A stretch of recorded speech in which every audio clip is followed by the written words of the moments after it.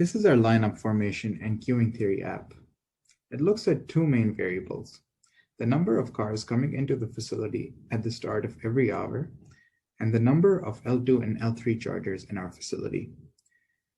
Looking at these variables, this app uses best charging and recharging times for either L2 and L3 charger to create an optimized lineup model based on the shortest possible waiting time for every car coming in.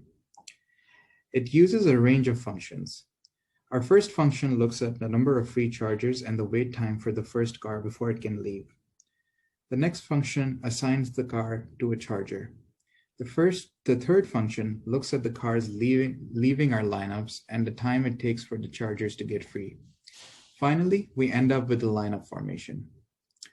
Our final function looks at the variables in our future load prediction app and combines these two apps into a MATLAB UI. Based on the variables we use, we end up with lineup graphs for L2 and L3 chargers, as well as separate graphs for each of individual charger. We can change our variables to come up with the best possible scenario, worst possible scenario, and a realistic scenario for a day in our MERV facility. The Future Load Prediction application is useful at determining the load being exerted on the Battery Energy Storage System, or BESS.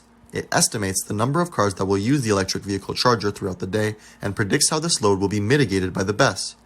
This data is useful for our stakeholder as they can use it to determine the number of chargers that they can have at a multi-unit residential building without putting too much strain on the grid.